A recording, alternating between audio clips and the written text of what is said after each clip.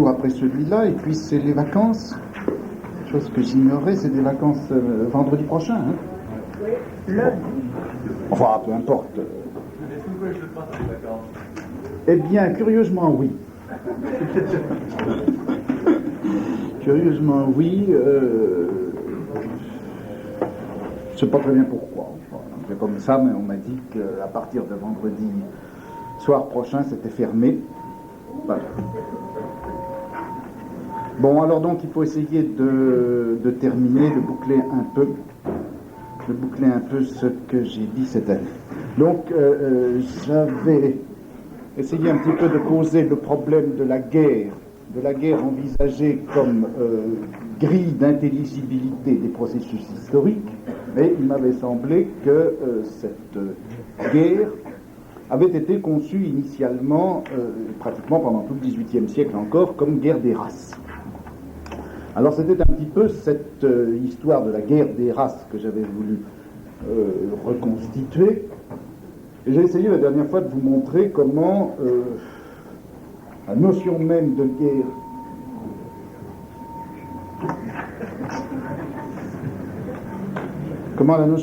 guerre avait été finalement éliminée de l'analyse historique par le principe de l'universalité nationale. Et je voudrais maintenant vous montrer comment le thème de la race va non pas disparaître, mais être repris dans toute autre chose, qui est le racisme d'État. Et alors, c'est la naissance du racisme d'État que je voudrais un petit peu vous raconter aujourd'hui, enfin, vous mettre en situation au moins. Bon. Il me semble qu'un des phénomènes fondamentaux qui s'est passé au XIXe siècle, ça a été ce qu'on pourrait appeler la prise en compte de la vie par le pouvoir, si vous voulez, une prise de pouvoir sur l'homme en tant qu'être vivant, sorte d'étatisation du biologique, ou du moins une certaine pente qui conduit à ce qu'on pourrait appeler l'étatisation du biologique. Bon, je crois que pour comprendre ce qui s'est passé, on peut se référer à ce qu'était la théorie classique de la souveraineté, qui finalement nous a servi de fond, de tableau à toutes ces analyses sur la guerre, les races, etc. Dans la théorie classique de la souveraineté, vous savez que le droit de vie et de mort était un des attributs fondamentaux de la souveraineté. Or, le droit de vie et de mort est un droit qui est étrange déjà au niveau théorique, puisque qu'est-ce que c'est qu'avoir droit de vie et de mort? En un sens, dire que le souverain a droit de vie et de mort, ça veut dire au fond qu'il peut faire mourir et laisser vivre, en tout cas que la vie et la mort ne sont pas de ces phénomènes naturels, immédiats, en quelque sorte originaires ou radicaux, qui tomberaient hors du champ du pouvoir politique. Ça veut dire aussi, quand on pousse un peu plus, et si vous voulez jusqu'au paradoxe, ceci veut dire au fond que vis-à-vis du pouvoir, le sujet, il n'est de plein droit ni vivant ni mort. Il est, du point de vue de la vie et de la mort, neutre, et c'est simplement du fait du souverain que le sujet a droit à être vivant ou a droit éventuellement à être mort. En tout cas, la vie et la mort des sujets ne deviennent de droit que par l'effet de la volonté souveraine. Voilà, si vous voulez, le paradoxe théorique qui doit se compléter évidemment par une sorte de déséquilibre pratique, parce que qu'est-ce que veut dire de fait le droit de vie et de mort? Non pas bien entendu que le souverain peut faire vivre comme il peut faire mourir. Le droit de vie et de mort ne s'exerce que d'une façon déséquilibrée et toujours du côté de la mort.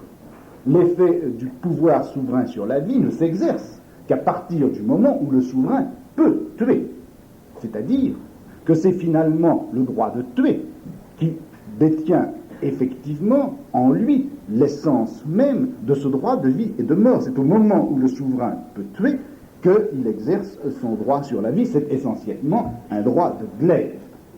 Il n'y a donc pas de symétrie réelle dans ce droit de vie et de mort. Ce n'est pas le droit de faire mourir ou de faire vivre.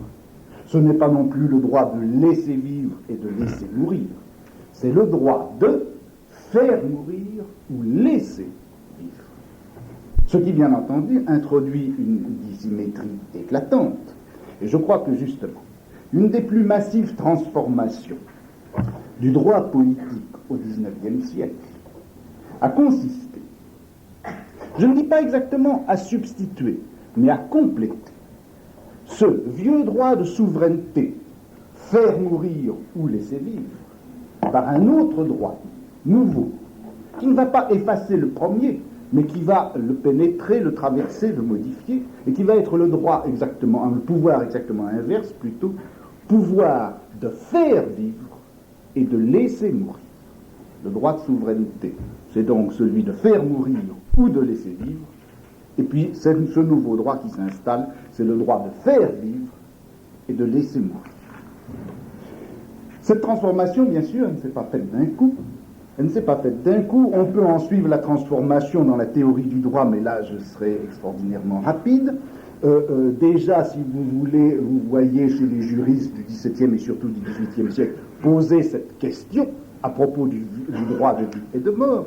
Lorsque les juristes disent, mais enfin, voyons, quand on contracte au niveau du contrat social, c'est-à-dire lorsque les individus se réunissent pour constituer un souverain, pour déléguer à un souverain un pouvoir absolu sur eux. Ils le font pourquoi? Ils le font bien parce qu'ils sont pressés par le danger ou par le besoin. Ils le font par conséquent pour protéger leur vie. C'est pour pouvoir vivre qu'ils constituent un souverain. Et dans cette mesure-là, est-ce que la vie peut effectivement entrer dans les droits du souverain? Est-ce que ce n'est pas la vie qui est fondatrice du droit du souverain? Et est-ce que le souverain peut réclamer effectivement à ses sujets le droit d'exercer sur eux le pouvoir de vie et de mort, c'est-à-dire le pouvoir tout simplement de les tuer? Est-ce que la vie ne doit pas être hors contrat dans la mesure où c'est elle qui a été le motif premier, initial et fondamental du contrat? Bon, tout ceci est une discussion, si vous voulez, de philosophie politique qu'on peut laisser de côté, mais qui montre bien comment le problème de la vie commence à se problématiser dans le champ de la pensée politique, de l'analyse du pouvoir politique.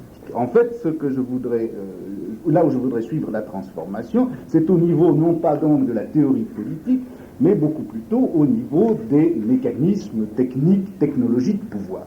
Bon. Et alors là, on retombe, si vous voulez, sur des choses familières. C'est ceci.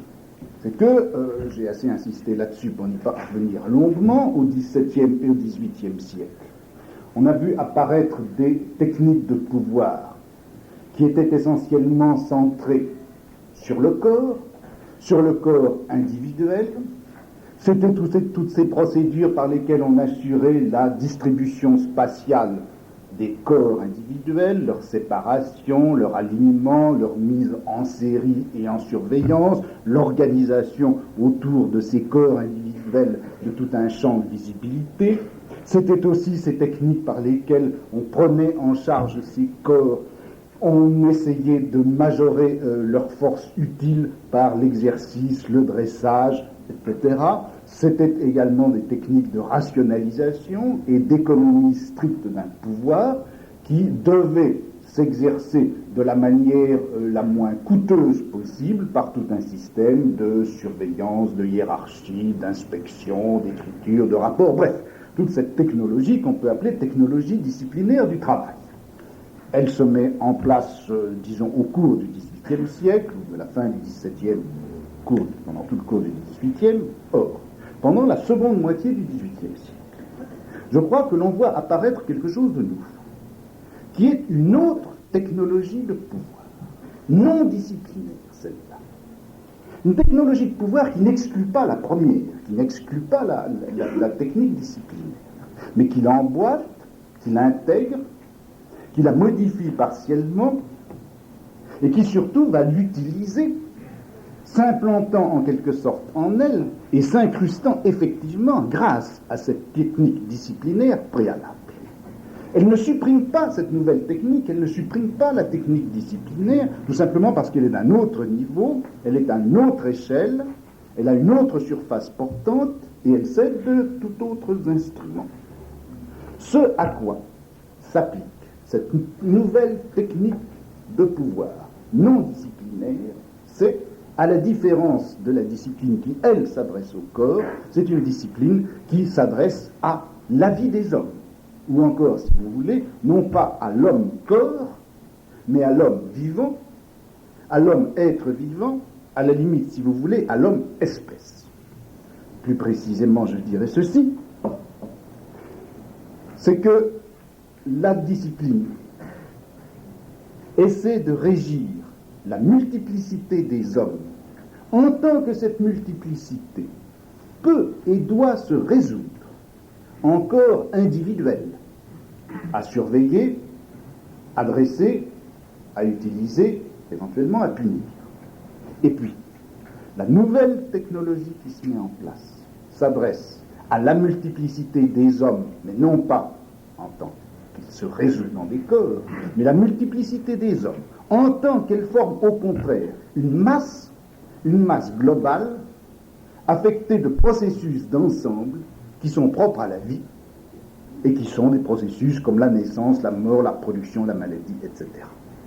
Donc, après une première prise de pouvoir sur le corps, qui s'est faite sur le mode de l'individualisation, on a une seconde prise de pouvoir qui, elle, n'est pas individualisante, mais qui est massifiante, si vous voulez, qui se fait en direction non pas de l'homme-corps, mais de l'homme-espèce, après l'anatomo-politique du corps humain mise en place au cours du XVIIIe siècle, on voit apparaître à la fin de ce même siècle quelque chose qui n'est plus une anatomo-politique du corps humain, mais ce que j'appellerais une biopolitique de l'espèce humaine. Eh bien, de quoi s'agit-il dans cette nouvelle technologie du pouvoir, ou dans cette biopolitique, ou dans ce biopouvoir qui est en train de s'installer?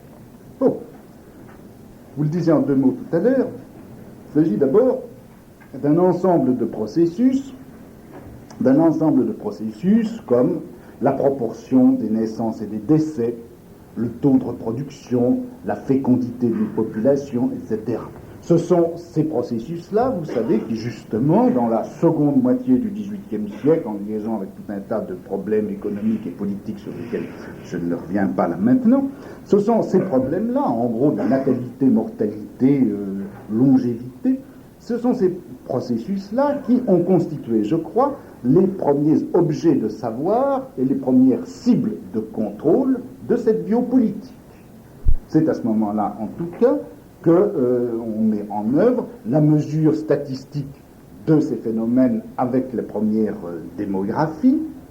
C'est l'observation de procédés plus ou moins spontanés ou plus ou moins concertés qui étaient mis effectivement en œuvre dans la population quant à la natalité, bref, si vous voulez, le repérage des phénomènes de contrôle des naissances telle qu'elle était pratiquée au XVIIIe siècle. Ça a été aussi l'esquisse d'une politique nataliste, ou en tout cas de schémas d'intervention dans ces phénomènes globaux de la natalité.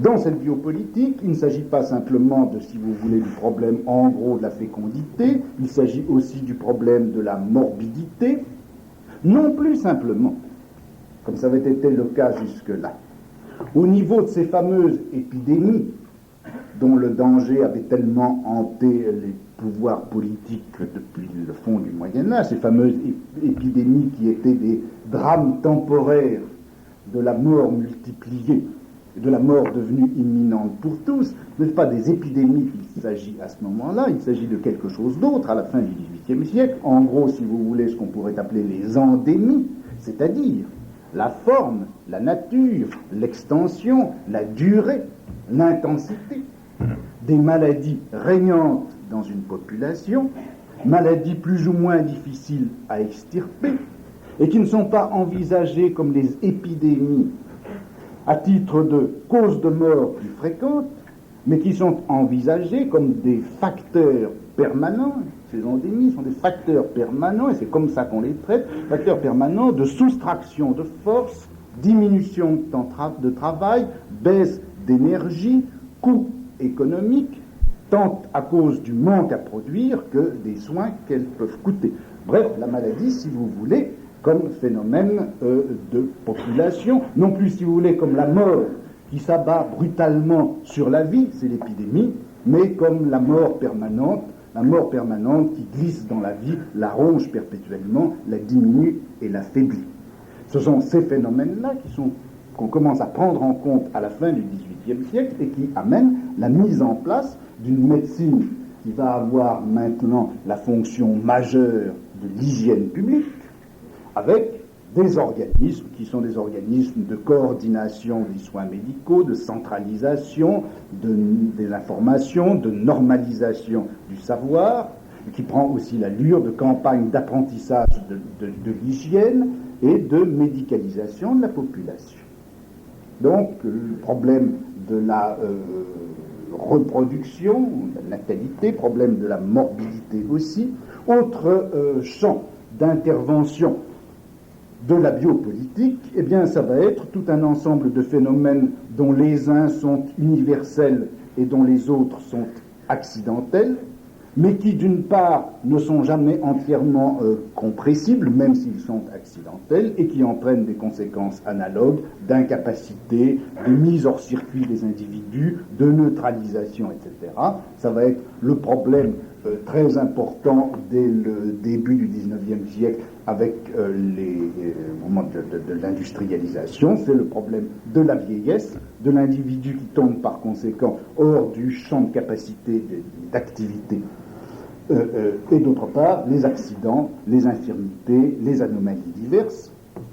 Et c'est par rapport à ces phénomènes-là que vont être mis en place, que cette biopolitique va mettre en place, non seulement des institutions d'assistance, elles existaient, elles, depuis très longtemps, mais des mécanismes beaucoup plus subtils, économiquement beaucoup plus rationnels que la grosse assistance à la fois massive et lacunaire qui était essentiellement rattachée à l'Église. Eh bien, on va avoir des mécanismes plus subtils, plus rationnels, d'assurance, d'épargne individuelle et collective, de sécurité, etc. Enfin, dernier domaine, j'énumère les principaux, en tout cas ceux qui sont apparus à la fin du XVIIIe, début du XIXe, il y en aura bien d'autres après, eh bien, prise en compte des relations entre l'espèce humaine, les êtres humains en tant qu'espèce, en tant qu'êtres vivants, et puis leur milieu d'existence, que ce soit les effets bruts du milieu géographique, climatique, hydrographique, le problème par exemple des marécages, des épidémies liées à l'existence de marécages dans toute la première moitié du XIXe siècle, et également les problèmes de ce milieu en tant que ce n'est pas un milieu naturel, mais en quelque sorte un milieu, les effets de retour sur la population d'un milieu qui a été créé par elle, et ça va être essentiellement le problème de la ville. Bon, je vous signale là simplement donc quelques-uns des points à partir desquels s'est constituée cette biopolitique, quelques-unes de ses pratiques et les premiers de ces domaines à la fois de savoir et d'intervention.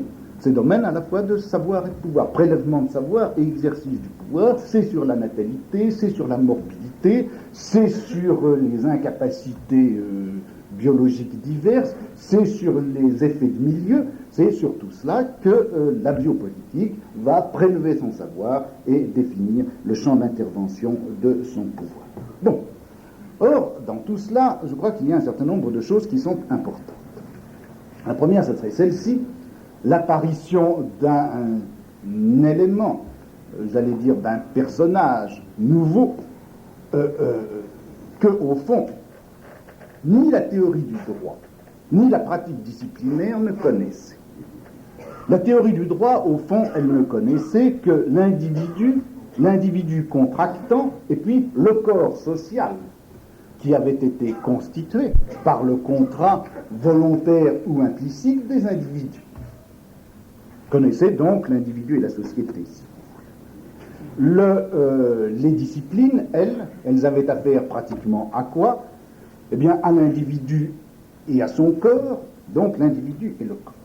Ce à quoi on a affaire dans cette nouvelle technologie de pouvoir, ce n'est pas exactement la société, enfin le corps social tel que le définissaient les juristes, ce n'est pas non plus l'individu-corps, c'est un nouveau corps multiple, corps à nombre de têtes, sinon infini, du moins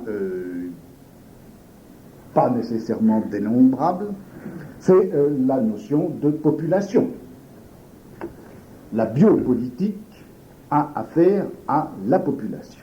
Et la population comme problème politique, comme problème à la fois scientifique et politique, comme problème biologique et comme problème de pouvoir, eh bien, je crois que la population apparaît à ce moment-là. Deuxièmement, ce qui est important aussi, en dehors de l'apparition même de cet élément qu'est la population, ce qui est important, eh bien, c'est la nature des phénomènes qui sont pris en considération. Vous voyez que ce sont des phénomènes collectifs, qui n'apparaissent avec leurs effets économiques et politiques, qui ne deviennent pertinents qu'au niveau même de la masse. Ce sont des phénomènes qui sont individuellement aléatoires et imprévisibles, si on les prend donc en eux-mêmes individuellement, mais qui présentent au niveau collectif des constantes qu'il est facile d'établir, ou en tout cas possible d'établir. Et enfin, ce sont des phénomènes qui se déroulent essentiellement dans la durée, qui doivent être pris dans une certaine limite de temps plus ou moins longue. Ce sont des phénomènes de série. En gros, si vous voulez, ce à quoi va s'adresser la biopolitique, c'est en somme aux événements aléatoires qui se produisent dans une population prise dans sa durée. Et à partir de là, troisième chose, je crois, importante, c'est que cette technologie de pouvoir, cette biopolitique, eh bien, va mettre en place des mécanismes qui ont un certain nombre de fonctions très différentes, je crois, des fonctions qui étaient celles des mécanismes disciplinaires. Il va s'agir, en effet, dans les mécanismes mis en place par la biopolitique, il va s'agir d'abord, bien sûr, de prévision, d'estimation statistique, de mesures globales. Il va s'agir également de modifier, non pas tel phénomène en particulier, non pas tellement tel individu en tant qu'il est un individu, mais essentiellement, il va s'agir d'intervenir au niveau de ce qui est de ce que sont les déterminations de ces phénomènes généraux, de ces phénomènes dans ce qu'ils ont de global. Il va falloir modifier la morbidité, il va faire baisser la morbidité, il va falloir allonger la vie, il va falloir stimuler la natalité.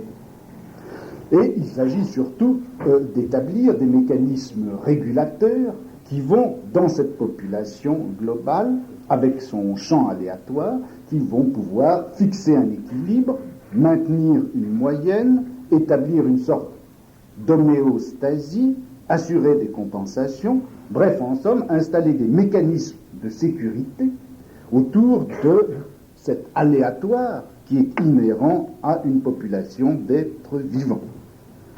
Optimaliser, si vous voulez, un état de vie, mécanisme qui, vous le voyez, est bien comme comme le mécanisme disciplinaire, destiné en somme à maximaliser des forces et à les extraire, mais qui passe par des chemins entièrement différents, car il ne s'agit pas là, à la différence des disciplines, d'un dressage individuel qui s'opérerait par un travail sur le corps lui-même. Il ne s'agit absolument pas de se brancher sur un corps individuel, comme le fait la discipline. Il ne s'agit par conséquent pas du tout de prendre l'individu au niveau du détail, mais au contraire, par des mécanismes globaux, d'agir de telle manière qu'on obtienne des états globaux d'équilibration, de régularité, bref, de prendre en compte la vie, les processus biologiques de l'homme-espèce et d'assurer sur eux non pas une discipline, mais une régularisation. En deçà donc de ce grand pouvoir absolu, dramatique, sombre, qui était le pouvoir de la souveraineté et qui consistait à pouvoir faire mourir, voilà qu'apparaît maintenant, avec cette technologie du biopouvoir, cette technologie du pouvoir sur la population en tant que telle, sur l'homme en tant qu'être vivant, eh bien va apparaître le pouvoir continu, savant, qui est le pouvoir de faire vivre. La souveraineté faisait mourir et laissait vivre, et voilà que maintenant apparaît un pouvoir que j'appellerais, si vous voulez, de régularisation, un pouvoir de régularisation qui consiste au contraire à faire vivre et à laisser mourir. Et je crois que la manifestation de ce pouvoir, eh bien, il apparaît concrètement dans cette fameuse disqualification progressive de la mort sur laquelle les sociologues et historiens sont revenus si souvent. Bon, tout le monde sait, surtout depuis un certain nombre d'études récentes, tout le monde sait que la grande ritualisation publique de la mort a disparu, en tout cas s'est effacée progressivement depuis la fin du XVIIIe siècle jusqu'à maintenant, au point que maintenant, la mort, cessant d'être une de ces cérémonies éclatantes à laquelle les individus, la famille, le groupe, presque la société tout entière participaient, la mort, au contraire, est devenue ce qu'on cache. Elle est devenue la chose la plus privée et la plus honteuse, et à la limite, c'est moins le sexe que la mort qui est aujourd'hui l'objet du tabou. Alors je crois que la raison pour laquelle, en effet, la mort est devenue ainsi cette chose qu'on cache, la raison, on n'est pas dans une sorte de déplacement de l'angoisse ou modification des mécanismes répressifs, elle est dans une transformation des technologies de pouvoir. Ce qui donnait autrefois son éclat à la mort, et ceci jusqu'à la fin du XVIIIe siècle, ce qui donnait son éclat à la mort, ce qui lui imposait sa si haute ritualisation, c'était qu'elle était la manifestation d'un passage d'un pouvoir à un autre. La mort, c'était le moment où on passait d'un pouvoir qui était celui du souverain d'ici-bas à cet autre pouvoir qui était celui du souverain de l'au-delà. On passait d'une instance de jugement à une autre, on passait d'un droit civil ou public de vie et de mort à un droit qui était celui de la vie éternelle ou de la damnation éternelle. Bon, passage d'un pouvoir à un autre, c'était également la mort, une transmission du pouvoir du mourant qui se transmettait à ceux qui survivent, dernière parole, de dernière recommandation, volonté ultime, testament, etc. C'était tous ces phénomènes de pouvoir qui étaient ainsi ritualisés. Or maintenant que le pouvoir, c'est de moins en moins le droit de faire mourir, et de plus en plus le droit d'intervenir pour faire vivre, et sur la manière de vivre, et sur le comment de la vie. À partir du moment donc où le pouvoir intervient surtout à ce niveau-là, pour majorer la vie, pour en contrôler les accidents, les aléas, les déficiences, eh bien, du coup, la mort comme terme de la vie, elle est évidemment le terme du pouvoir, la limite, le bout du pouvoir. Elle est du côté extérieur par rapport au pouvoir. Elle est ce qui tombe hors de ses prises et sur lequel le pouvoir n'aura prise, si vous voulez, qu'en général, globalement, statistiquement, ce sur quoi le pouvoir a prise, ce n'est pas sur la mort, c'est sur la mortalité. Et dans cette mesure-là, il est bien normal que la mort, maintenant, retombe du côté du privé et de ce qu'il y a de plus privé. Alors que c'était dans le droit de souveraineté la mort qui était le point où éclatait de la façon la plus manifeste l'absolu pouvoir du souverain, la mort va être au contraire maintenant le moment où l'individu échappe à tout pouvoir, retombe sur lui-même et se replie en quelque sorte sur sa part la plus privée. Le pouvoir ne connaît plus la mort au sens strict, le pouvoir laisse tomber la mort. Et si vous voulez, pour symboliser tout ça, prenons si vous voulez la mort de Franco. La mort de Franco qui est un événement tout de même très, très intéressant par les valeurs symboliques qu'il fait jouer, puisque mourait celui qui avait exercé le droit souverain de vie et de mort avec la sauvagerie que vous connaissez, le plus sanglant de tous les dictateurs, qui avait fait régner absolument pendant 40 ans le droit souverain de vie et de mort, et qui, au moment où lui-même va mourir, entre dans cette espèce de nouveau champ du pouvoir sur la vie, de ce pouvoir sur la vie qui consiste non seulement à aménager la vie, non seulement à faire vivre, mais finalement à faire vivre l'individu au-delà même de sa mort. Et par un pouvoir qui n'est pas simplement prouesse scientifique, mais exercice, effectivement, exercice de ce biopouvoir politique qui a été mis en place au XIXe siècle. On fait tellement bien vivre les gens qu'on arrive à les faire vivre au moment même où ils devraient biologiquement être morts depuis longtemps, et c'est ainsi que celui qui avait exercé le pouvoir absolu de vie et de mort sur des centaines de milliers de gens, eh bien celui-là est tombé sous le coup d'un pouvoir qui aménageait si bien la vie, qui regardait si peu la mort, qu'il ne s'était même pas aperçu qu'il était déjà mort et qu'on le faisait vivre après sa mort. Je crois que le choc entre ces deux systèmes de pouvoir, celui de la souveraineté sur la mort et celui de la régularisation de la vie, ce choc se trouve symbolisé dans ce petit et joyeux événement. Eh bien, je voudrais maintenant reprendre la comparaison, si vous voulez, entre la technologie régularisatrice de la vie et la technologie disciplinaire du corps dont je vous parlais tout à l'heure. On a donc, si vous voulez, depuis le XVIIIe siècle, en tout cas depuis la fin du XVIIIe siècle, on a deux technologies de pouvoir qui se sont mises en place avec un certain décalage chronologique et qui se sont superposées. Une technique qui donc est disciplinaire, elle est centrée sur le corps, elle produit des effets individualisants, elle manipule le corps comme foyer de force qu'il faut à la fois rendre utile et docile. Bon. Et d'un autre côté, on a une technologie qui, elle, est centrée non pas sur le corps, mais sur la vie, une technologie qui regroupe les effets de masse propres à une population, une technologie qui cherche à contrôler la série des événements hasardeux qui peuvent se produire dans une masse vivante, une technologie qui cherche à en contrôler, éventuellement en modifier la probabilité, en tout cas à en compenser les effets.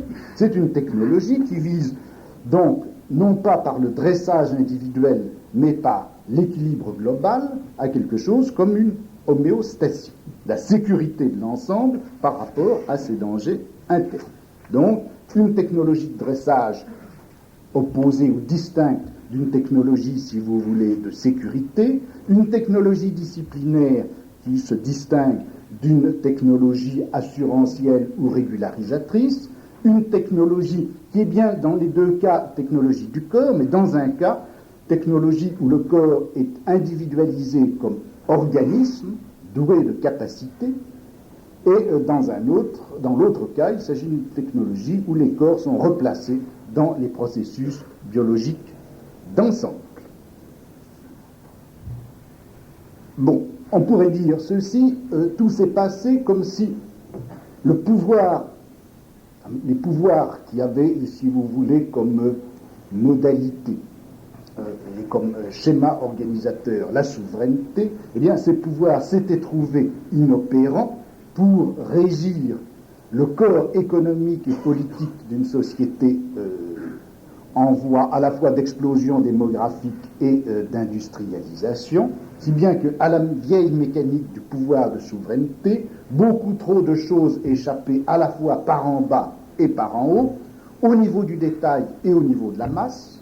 C'est pour rattraper le détail qu'une première accommodation a eu lieu, accommodation de mécanismes de pouvoir sur le corps individuel, avec surveillance et dressage, ça a été la discipline. Bien sûr, ça a été l'accommodation la plus facile, la plus commode à réaliser, c'est pourquoi elle s'est réalisée le plus tôt, dès le XVIIe, début du XVIIIe siècle, elle s'est réalisée à un niveau local, dans des formes, si vous voulez, intuitives, empiriques, fractionnées, et dans le cadre limité d'institutions comme l'école, l'hôpital, la caserne, l'atelier, etc. Et puis, vous avez eu ensuite, à la fin du XVIIIe siècle, une seconde accommodation, elle, sur les phénomènes globaux, sur les phénomènes de population, avec les processus biologiques ou biosociologiques des masses humaines, accommodation beaucoup plus difficile, car bien entendu, elle impliquait des organes complexes de coordination et de centralisation. On a donc, si vous voulez, deux séries, la série corps, organisme, discipline, institution, et la série population, processus biologique, mécanisme régularisateur et État. Un ensemble organique institutionnel, l'organodiscipline de l'institution, si vous voulez, et d'un autre côté, un ensemble biologique et étatique, la biorégulation par l'État. Bon, je ne veux pas faire jouer dans l'absolu cette opposition entre État et institution, parce que les disciplines tendent de fait toujours à déborder le cadre institutionnel et local où elles sont prises, et puis elles prennent facilement une dimension étatique dans certains appareils, par exemple comme la police, qui est à la fois un appareil de discipline et un appareil d'État, ce qui prouve que la discipline n'est pas toujours institutionnelle, et de la même façon, ces grandes régulations globales qui ont proliféré au long du XIXe siècle, on les trouve bien sûr au niveau étatique, mais au-dessous aussi du niveau étatique, avec toute une série d'institutions sous-étatiques, comme les institutions médicales, les caisses de secours, les assurances, etc. Bon, c'est la première remarque que je voudrais faire. D'autre part, ces deux ensembles de mécanismes, l'un disciplinaire, l'autre régularisateur, ne sont pas de même niveau, ce qui leur permet précisément de ne pas s'exclure et de pouvoir s'articuler l'un sur l'autre. On peut même dire que dans la plupart des cas, les mécanismes disciplinaires de pouvoir et les mécanismes régularisateurs de pouvoir, les mécanismes disciplinaires sur le corps et les mécanismes régularisateurs sur la population sont articulés l'un sur l'autre. Prendre comme ça un ou deux exemples. Prenez, si vous voulez, le problème de la ville. Plus précisément, cette disposition spatiale, réfléchie, concertée, que constitue la ville modèle, la ville artificielle, la ville de réalité utopique, telle qu'on l'a non seulement rêvée, mais constituée effectivement au XIXe siècle. Prenez quelque chose comme la cité ouvrière. La cité ouvrière telle qu'elle existe au XIXe siècle, qu'est-ce que c'est? Eh bien, on voit très bien comment elle articule en quelque sorte à la perpendiculaire des mécanismes disciplinaires de contrôle sur le corps, sur les corps, par son quadrillage, par le découpage même de la cité, par la localisation des familles, chacune dans une maison, des individus chacun dans une pièce, découpage, mise en visibilité des individus, normalisation des conduites, sorte de contrôle policier spontané qui s'exerce ainsi par la disposition même spatiale même de la ville. Donc toute une série de mécanismes disciplinaires qu'il est facile de retrouver dans la cité ouvrière. Et puis vous avez toute une série de mécanismes qui sont au contraire des mécanismes régularisateurs. Des mécanismes régularisateurs qui portent sur la population en tant que telle et qui induisent des conduites d'épargne, par exemple, qui sont liées à l'habitat, la location de l'habitat, éventuellement son achat, des systèmes d'assurance maladie ou d'assurance vieillesse, des règles d'hygiène qui assurent la longévité optimale de la population, des pressions que l'organisation même de la ville fait jouer sur la sexualité, donc sur la procréation, les pressions qu'on exerce sur l'hygiène des familles, les soins apportés aux enfants, la scolarité, etc. Donc vous avez mécanismes disciplinaires et mécanismes régularisateurs. Prenez un tout autre domaine, enfin tout autre, pas entièrement, mais prenez dans un autre axe quelque chose comme la sexualité. Au fond, pourquoi est-ce que la sexualité est devenue au XIXe siècle, un champ dont l'importance stratégique a été capitale? Eh bien, je crois que si la sexualité a été importante, c'est pour tout un tas de raisons, mais en particulier, il y a eu celle-ci, c'est que d'un côté, la sexualité, en tant que conduite exactement corporelle, relève d'un contrôle disciplinaire, individualisant, en forme de surveillance permanente, et les fameux contrôles, par exemple, de masturbation qui ont été exercés sur les enfants depuis la fin du XVIIIe siècle jusqu'au XXe, et ceci dans le milieu familial, dans le milieu scolaire, etc., représentent exactement ce côté du contrôle disciplinaire de la sexualité. Et puis d'un autre côté, la sexualité, eh bien, elle s'inscrit, par ses effets procréateurs, bien sûr, elle s'inscrit et prend effet dans des processus biologiques larges qui concernent non plus le corps de l'individu, mais cet élément, cette unité multiple que constitue la population. La sexualité, elle est exactement au carrefour du corps et de la population. Donc elle relève de la discipline, mais elle relève aussi de la régularisation. L'extrême valorisation médicale de la sexualité au XIXe siècle, et là je crois son principe, dans cette position privilégiée de la sexualité entre organisme et population, entre corps et phénomènes globaux.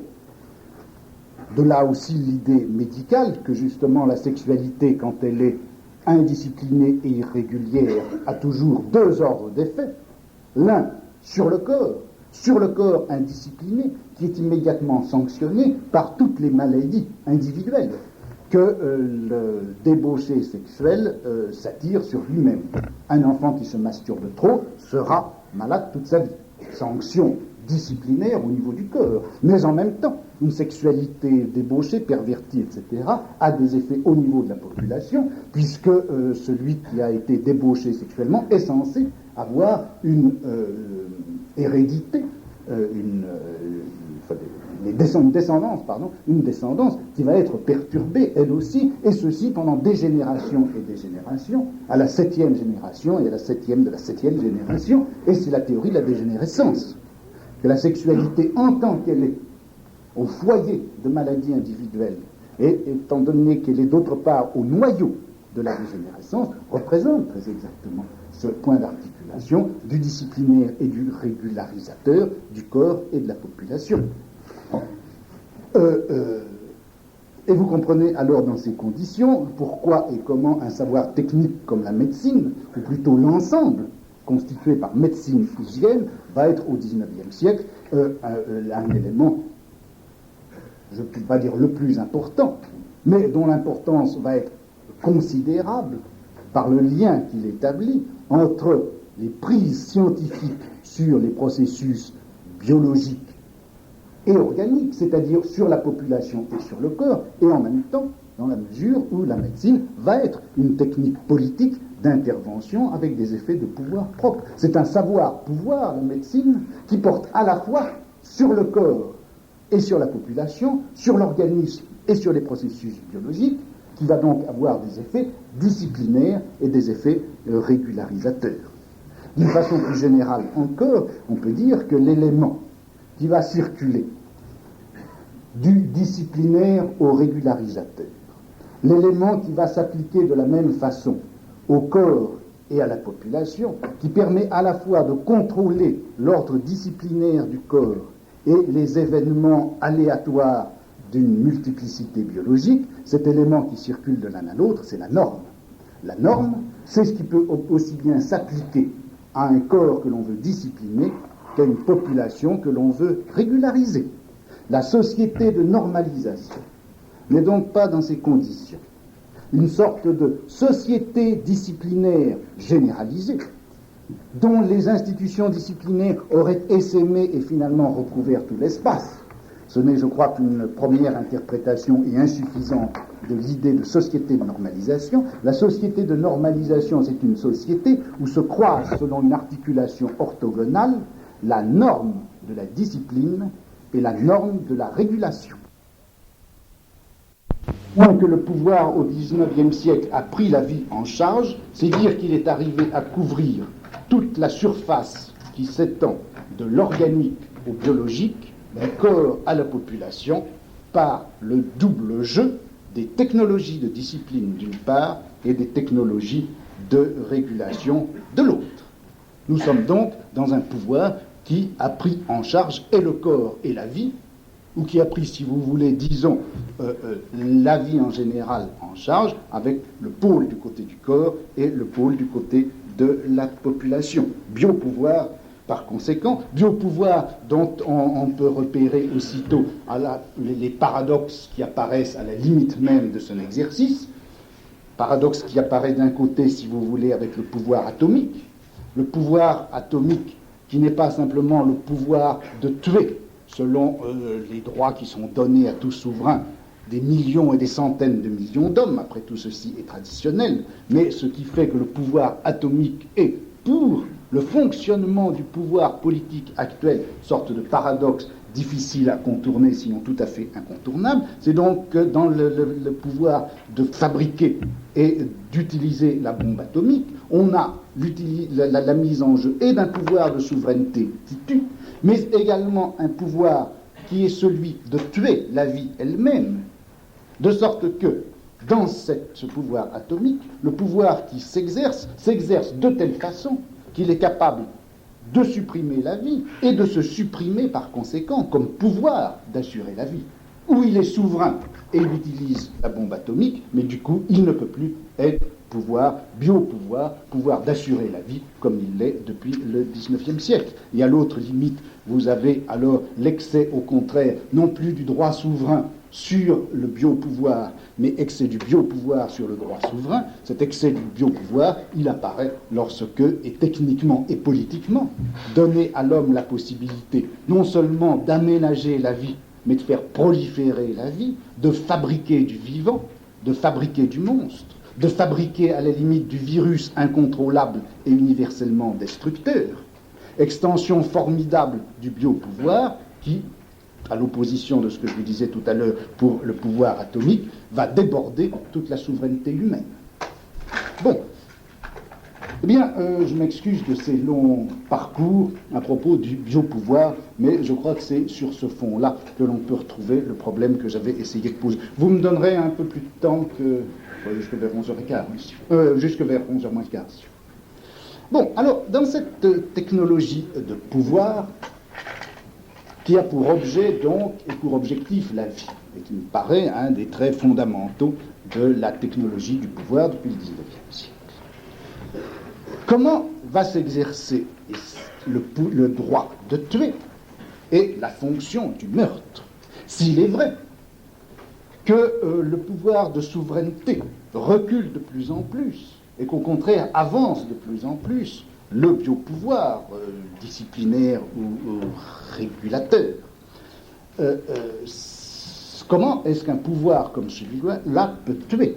Comment, s'il est vrai qu'il s'agit essentiellement de majorer la vie, d'en prolonger la durée, d'en multiplier les chances, d'en détourner les accidents ou bien d'en compenser les déficits, comment dans ces conditions est-ce qu'il est possible pour un pouvoir politique de tuer, de réclamer la mort, de demander la mort, de faire tuer, de donner l'ordre de tuer, d'exposer à la mort non seulement ses ennemis, mais même ses propres citoyens?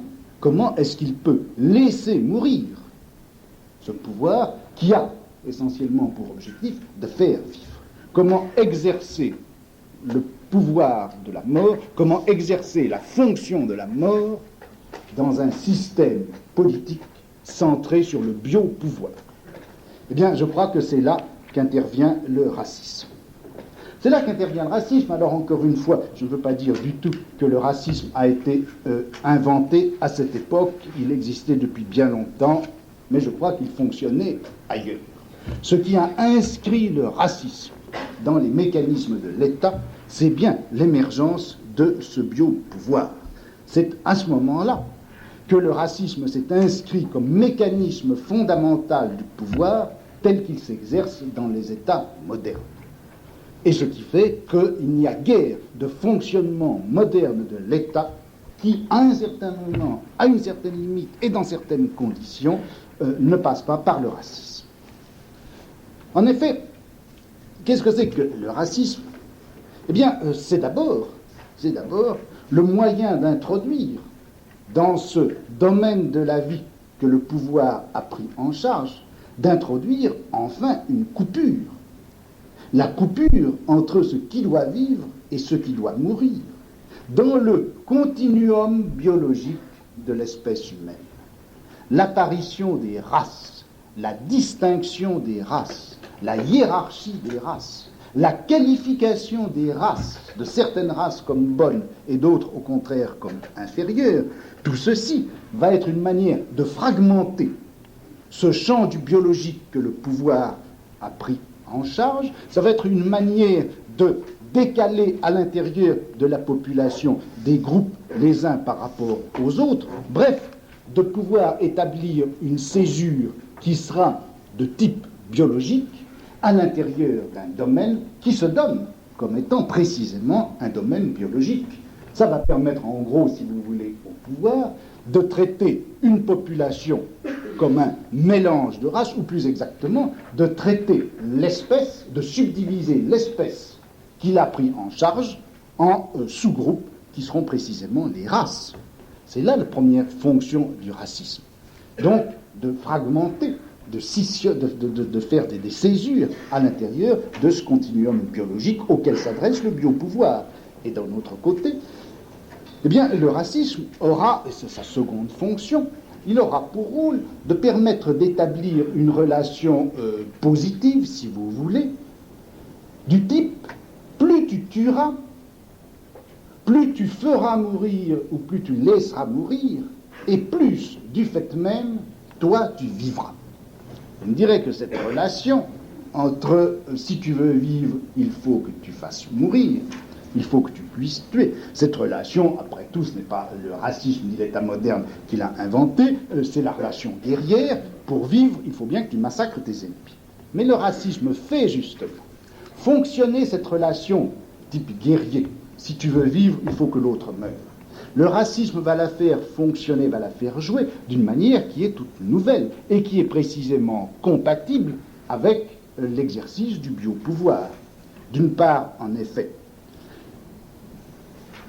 le racisme va permettre d'établir entre ma vie à moi et la mort de l'autre une relation qui n'est pas une relation militaire et guerrière d'affrontement, mais une relation de type biologique. Plus les espèces inférieures tendront à disparaître, plus les individus anormaux seront éliminés, moins il y aura de dégénérés par rapport à l'espèce, plus moi, non pas en tant qu'individu, mais en tant qu'espèce, je vivrai, je serai fort, je serai vigoureux, je pourrai proliférer. La mort de l'autre, ce n'est pas simplement ma vie dans la mesure où ça serait ma sécurité personnelle. La mort de l'autre, la mort de la mauvaise race, de la race inférieure ou du dégénéré ou de la normale, c'est ce qui va rendre la vie en général plus saine et plus pure. Rapport donc non pas militaire, guerrier ou politique, mais rapport biologique. Et c'est si ce mécanisme peut jouer, c'est que les ennemis qu'il s'agit de supprimer, ce ne sont pas les adversaires au sens politique du terme, ce sont les dangers externes ou internes par rapport à la population et pour la population.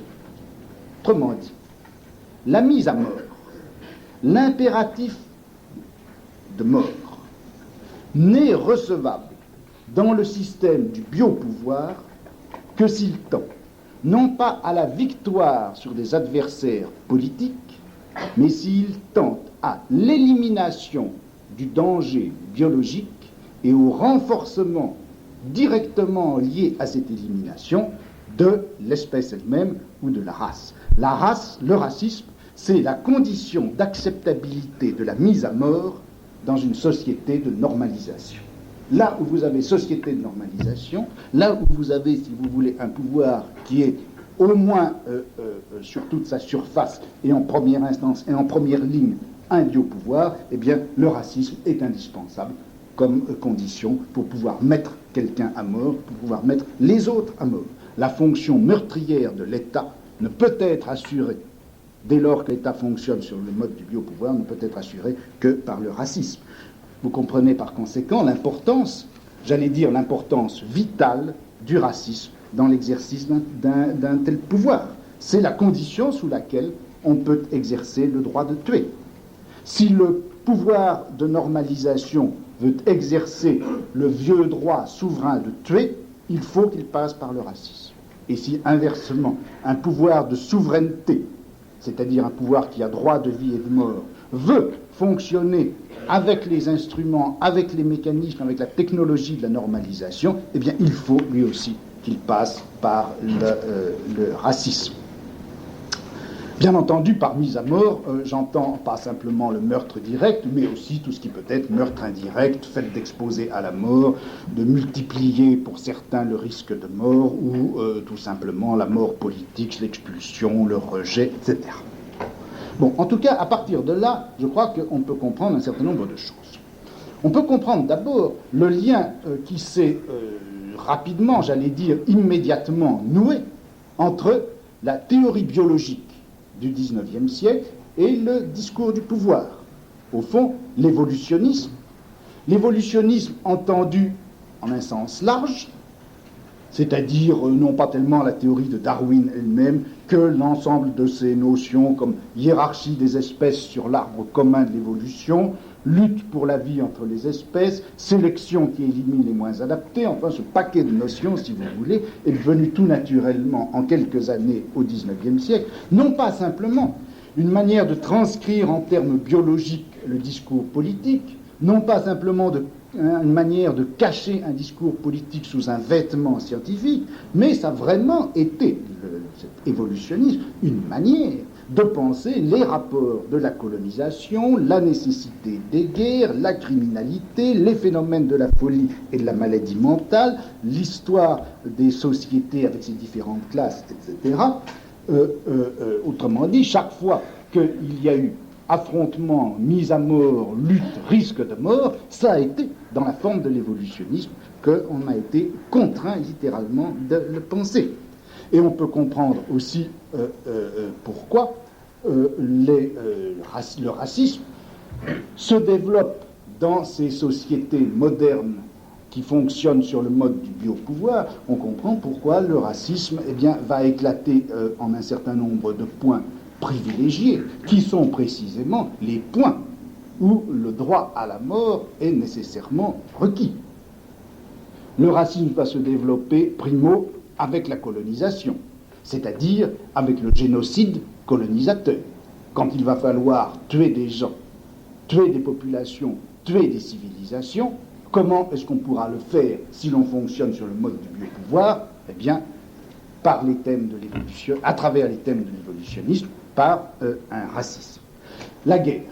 Comment peut-on non seulement faire la guerre à ses adversaires, mais exposer ses propres citoyens à la guerre, les faire tuer par millions, comme ça s'est passé justement depuis le XIXe siècle, depuis la seconde moitié du XIXe siècle, sinon précisément en activant le thème du racisme.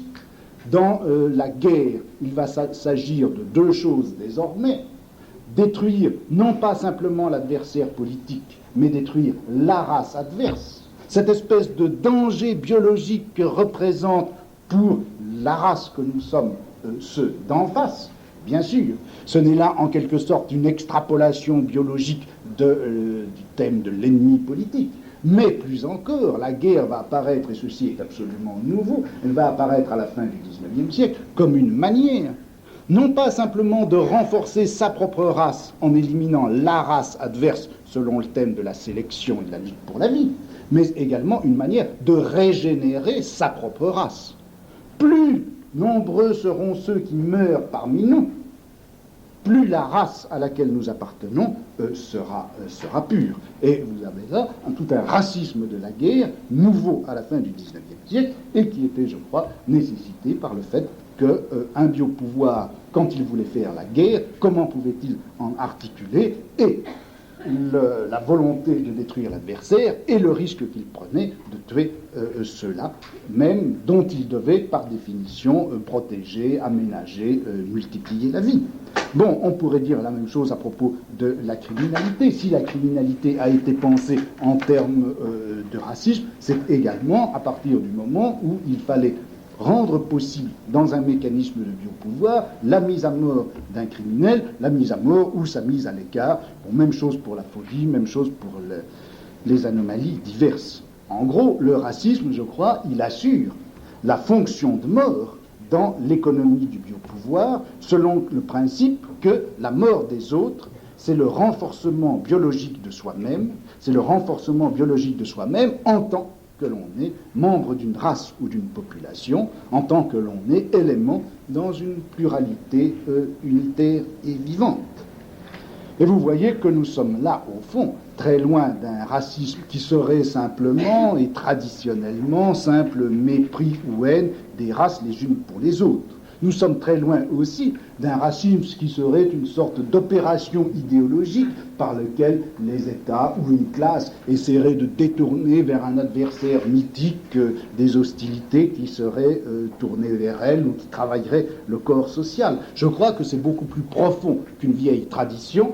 Je crois que c'est beaucoup plus profond qu'une nouvelle idéologie. C'est autre chose. La spécificité du racisme moderne, ce qui fait sa spécificité, ce n'est pas lié à des mentalités, ce n'est pas lié à des idéologies, ce n'est pas lié au mensonge du pouvoir, c'est lié à la technique du pouvoir, c'est lié à la technologie du pouvoir, c'est lié à ceci qui nous place au plus loin de la guerre des races et de cette intelligibilité de l'histoire, dans un mécanisme qui permet au biopouvoir de s'exercer. Le racisme, il est lié au fonctionnement d'un État qui est obligé de se servir de la race, de l'élimination des races et de la purification de la race pour exercer son pouvoir souverain. La juxtaposition, ou le fonctionnement plutôt, à travers le biopouvoir du vieux pouvoir souverain de droit et de mort, implique le fonctionnement, la mise en place et l'activation du racisme, et c'est là, je crois, qu'effectivement, il s'enracine. Vous comprenez alors dans ces conditions comment et pourquoi on peut comprendre que les États les plus meurtriers sont en même temps forcément les plus racistes, et bien sûr là, il faut prendre l'exemple du nazisme. Après tout, le nazisme, c'est bien en effet le développement jusqu'au paroxysme des mécanismes de pouvoir nouveaux qui avaient été mis en place depuis le XVIIIe siècle. Pas d'État plus disciplinaire, bien sûr, que le régime nazi. Pas d'État non plus où les régulations biologiques soient reprises en compte d'une manière plus serrée et plus insistante. Pouvoir disciplinaire, biopouvoir, tout ceci a parcouru, soutenu à bout de bras la société nazie, prise en charge du biologique, de la procréation, de l'hérédité, prise en charge aussi de la maladie, des accidents, par de sociétés à la fois plus disciplinaires et plus assurantielles que celles qui avaient été mises en place, ou en tout cas projetées par le nazisme. Le contrôle des aléas propres au processus biologique était un des objectifs immédiats du régime. Mais en même temps qu'on avait cette société dont universellement assurantielle, universellement sécurisante, universellement régulatrice et disciplinaire, eh bien en même temps, à travers cette société, déchaînement le plus complet du pouvoir meurtrier, c'est-à-dire de ce vieux pouvoir souverain de tuer, et ce pouvoir de tuer qui traverse tout le corps social de la société nazie, eh bien, ce pouvoir meurtrier, il se manifeste eh bien, d'abord parce que le pouvoir de tuer, le pouvoir de vie et de mort, il est donné non pas simplement à l'État, mais à toute une série d'individus, à une quantité considérable de gens, que ce soit les SA, les SS, etc. À la limite même, tout le monde a droit de vie et de mort sur son voisin dans l'État nazi, ne serait-ce que par la conduite de dénonciation, qui permet effectivement de supprimer ou de faire supprimer celui qui est à côté de vous. Donc, déchaînement du pouvoir meurtrier et du pouvoir souverain à travers tout le corps social, également par le fait que la guerre est explicitement posée comme un objectif politique, et pas simplement au fond comme un objectif politique pour obtenir un certain nombre de moyens, mais comme une sorte de phase ultime et décisive de tous les processus politiques. La politique doit aboutir à la guerre, et la guerre doit être la phase finale et décisive qui va couronner l'ensemble, et par conséquent, ce n'est pas simplement la destruction des autres races qui est l'objectif du régime nazi. La destruction des autres races est une des faces du projet, l'autre face étant d'exposer sa propre race au danger absolu et universel de la mort, le risque de mourir. L'exposition à la destruction totale est un des principes, est inscrit parmi les devoirs fondamentaux de l'obéissance nazie et parmi les objectifs essentiels de la politique. Il faut que l'on arrive à un point tel que la population tout entière soit exposé à la mort, seule cette exposition universelle de toute la population à la mort pourra effectivement la constituer comme race supérieure et la régénérer définitivement en face de races ou qui auront été totalement exterminées ou qui seront définitivement asservies. On a donc dans la société nazie cette chose tout de même extraordinaire, c'est une société qui a absolument généralisé le biopouvoir, mais qui a en même temps généraliser le droit souverain de tuer. Les deux mécanismes, celui classique, archaïque, qui donnait à l'État droit de vie et de mort sur ses citoyens, et le nouveau mécanisme organisé autour de la discipline, de la régulation, bref, les nouveaux mécanismes de biopouvoir, se trouvent exactement coïncidés, de sorte qu'on peut dire ceci, c'est que l'État nazi a rendu absolument coextensif le champ d'une vie qui l'aménage, protège, garantit, cultive biologiquement, et le droit en même temps, le droit souverain de tuer quiconque, non seulement les autres, mais les siens propres. Il y a eu chez les nazis une coïncidence d'un biopouvoir généralisé avec une dictature à la fois absolue et retransmise à travers tout le corps social par cette formidable démultiplication du droit de tuer et de l'exposition à la mort. On a un État absolument raciste, un État absolument meurtrier et un État absolument suicidaire. Racisme, État raciste, État meurtrier, État suicidaire, cela se superpose nécessairement et a abouti, bien sûr, à la fois à la solution finale par laquelle on a voulu éliminer à travers les Juifs toutes les autres races dont les Juifs étaient à la fois le symbole et la manifestation, et en même temps, donc solution finale des années 1942-43, et puis le télégramme 71, qui, au mois d'avril 1940, par lequel, en avril 1945, Hitler donnait ordre de détruire les conditions de vie du peuple allemand lui-même. Solution finale pour les autres races, suicide absolu de la race, c'est à cela que menait cette mécanique, je crois, inscrite dans le fonctionnement de l'État moderne. Seul, bien sûr, le nazisme a poussé jusqu'au paroxysme le jeu entre le droit souverain de tuer et les mécanismes du biopouvoir, mais le jeu, il est inscrit effectivement dans le fonctionnement de tous les États modernes, de tous les États capitalistes. Eh bien, pas sûr.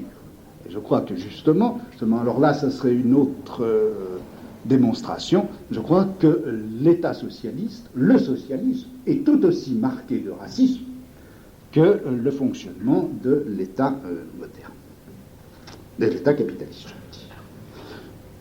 En face du racisme d'État, qui s'est formé dans les conditions dont je vous ai parlé, il s'est constitué un social-racisme qui n'a pas attendu la formation des États socialistes pour apparaître. Le socialisme a été, d'entrée de jeu, au XIXe siècle, un racisme. Et que ce soit Fourier au début du siècle, ou que ce soit les anarchistes à la fin du siècle, en passant par toutes les formes de socialisme, vous y voyez toujours une composante de racisme.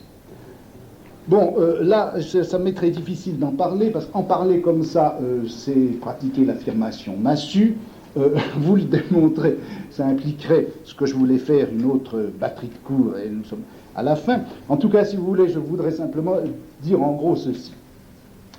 C'est que, d'une façon générale, il me semble, bon, là c'est un peu libre propos, il me semble que dans le socialisme, tant que justement, il ne pose jamais, enfin il le pose en première instance, les problèmes économiques ou juridiques, du mode de propriété, du type de propriété ou du mode de production, dans la mesure par conséquent où le problème de la mécanique du pouvoir, des mécanismes du pouvoir n'est pas posé par lui et analysé par lui, il ne peut pas manquer de réaffecter, réinvestir ces mêmes mécanismes de pouvoir que l'on a vu se constituer à travers l'État capitaliste ou l'État industriel.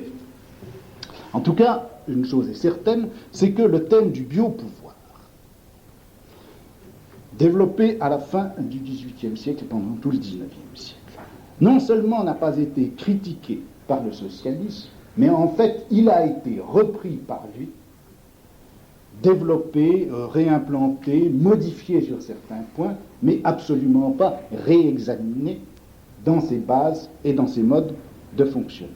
L'idée finalement que la société, ou l'État, ou ce qui doit se substituer à l'État, a essentiellement pour fonction de prendre en charge la vie, de l'aménager, de la multiplier, d'en compenser les aléas, d'en parcourir et délimiter les chances et les possibilités biologiques, il me semble que ceci a été repris tel quel par le socialisme, avec par conséquent les conséquences que ça a dès lors que l'on se trouve dans un État socialiste qui doit exercer le droit de tuer, ou le droit d'éliminer, ou le droit de disqualifier, et c'est ainsi que tout naturellement vous allez retrouver le racisme proprement ethnique, mais le racisme de type évolutionniste, le racisme biologique, si vous voulez, vous allez le trouver fonctionnant à plein dans les États socialistes, type Union soviétique, à propos des malades mentaux, des criminels, des adversaires politiques, etc. Bon, voilà pour l'État. Mais ce qui me paraît intéressant aussi, et ce qui m'a fait longtemps problème, c'est que, encore une fois, ce n'est pas simplement au niveau de l'État socialiste que l'on retrouve ce même fonctionnement du racisme, mais vous le trouvez dans les différentes formes d'analyse ou de projets socialistes tout au long du XIXe siècle. Et me semble-t-il autour de ceci. Chaque fois qu'un socialisme a au fond insisté davantage sur surtout insisté sur la transformation des conditions économiques comme principe de transformation et de passage de l'État socialiste à l'État de l'État capitaliste à l'État socialiste. Autrement dit, chaque fois qu'il a cherché le principe de la transformation au niveau des processus économiques, le socialisme n'a pas eu besoin immédiatement au moins de racisme. En revanche, chaque fois qu'on a des socialistes qui insistent, ou à tous les moments où le socialisme a été obligé d'insister sur le problème de la lutte contre l'ennemi, de l'élimination de l'adversaire à l'intérieur même de la société capitaliste, lorsqu'il s'est agi par conséquent de penser l'affrontement physique avec l'adversaire de classe dans la société capitaliste, le biologisme a ressurgi. Le racisme a ressurgi. Le racisme a ressurgi parce que le racisme a été la seule manière pour une pensée socialiste qui était tout de même très liée au thème du biopouvoir, ça a été la seule manière de penser la raison de tuer l'adversaire. Quand il s'agit simplement de l'éliminer économiquement, de lui faire perdre ses privilèges, on n'a pas besoin de racisme. Mais dès qu'il s'agit de penser qu'on va se trouver en tête-à-tête avec lui, et qu'il va falloir se battre avec lui, se battre physiquement avec lui, risquer sa propre vie et chercher à lui tuer de lui, il a fallu du racisme. Par conséquent, chaque fois que vous avez ces socialismes, des formes de socialisme ou des moments du socialisme qui accentuent ce problème de la lutte, vous avez le racisme. C'est ainsi que les formes de socialisme les plus racistes, ça a été bien sûr le blanquisme, ça a été la commune et ça a été l'anarchie. Beaucoup plus que la social-démocratie, beaucoup plus que la Seconde Internationale et beaucoup plus que le marxisme lui-même. Le racisme socialiste n'a été liquidé en Europe qu'à la fin du XIXe siècle, d'une part par la domination d'une social-démocratie, et il faut bien le dire, d'un réformisme lié à cette social-démocratie, et d'autre part, un certain nombre de processus, comme l'affaire Dreyfus en France. Mais avant l'affaire Dreyfus, tous les socialistes dans leur extrême majorité, étaient fondamentalement racistes. Et je crois qu'ils étaient racistes dans la mesure, et je terminerai là-dessus, dans la mesure où ils n'ont pas réestimé, où ils ont admis, si vous voulez, comme allant de soi, ces mécanismes de biopouvoir que le développement de la société et de l'État depuis le XVIIIe siècle avait mis en place. Comment peut-on faire fonctionner un biopouvoir et en même temps exercer les droits de la guerre, les droits du meurtre, et la fonction de la mort, sinon en passant par le racisme? C'était là le problème, et je crois que c'est toujours cela le problème. Bon, eh bien voilà, j'ai terminé pour cette année. Pourquoi la commune? Pardon? Pourquoi la commune? Comment ça, pourquoi la commune? Enfin, le racisme, la commune, à la fois avant... Pour des raisons d'affrontement physique. Alors là, si vous voulez, parmi les communards, le nombre de ceux qui ont été... Oui, alors, quand j'ai parlé du racisme, j'aurais dû dire, mais ça... On allait très loin, je m'en sortais pas. L'ennemi de classe, il a été pensé comme l'ennemi de race. Mais comme l'ennemi de race, sous quelle forme? Essentiellement sous la forme de la race qui se trouve détenir, dans toutes les sociétés capitalistes, le pouvoir économique. C'est-à-dire les Juifs.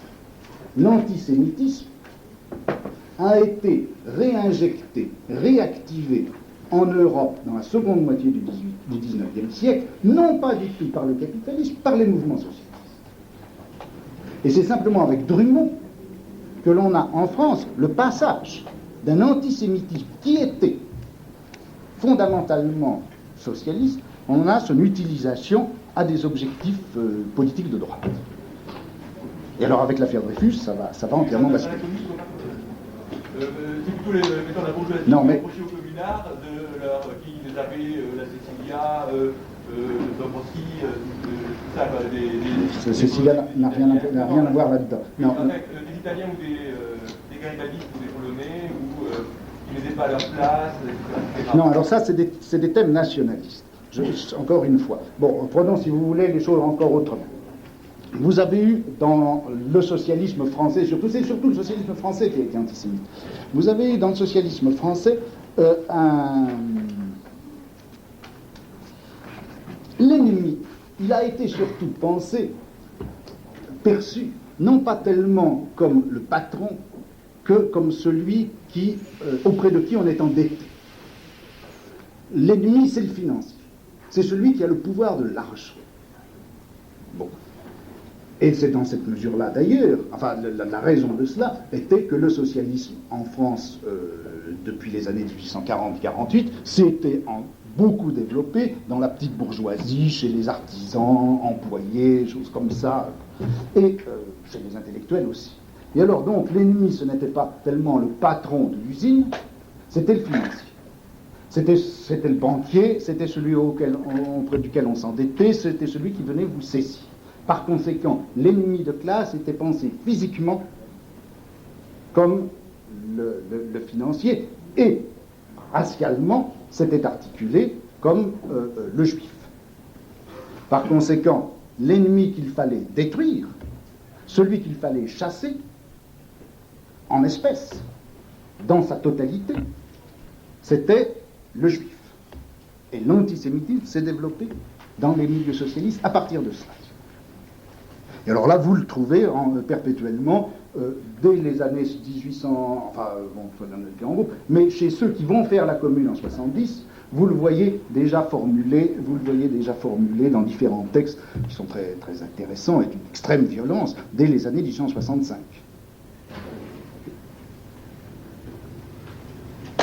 Voilà. Et à propos de l'État socialiste, Oui. on ne comprend pas très bien la différence que vous faites entre l'État capitaliste et l'État socialiste. Finalement, c'est exactement la même chose. Eh ben, c'est exactement ce que... Mais c'est ce que je m'étais, j'allais dire, tué à expliquer. mais je... Pardon? Parce que l'esclavage salarié existe exactement de la même manière. Ben, écoute, j'ai essayé de dire, sans doute je l'ai mal expliqué puisque tu ne l'as pas compris, j'ai essayé de dire que précisément les États socialistes fonctionnent avec les mêmes mécanismes de biopouvoir et de droit de souveraineté que l'on trouve dans les autres. Donc aucune différence de ce point de vue-là au moins. Voilà.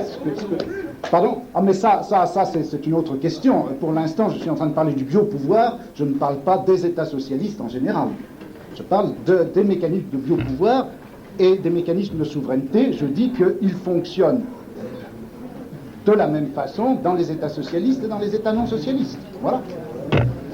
Ça me paraît relativement simple.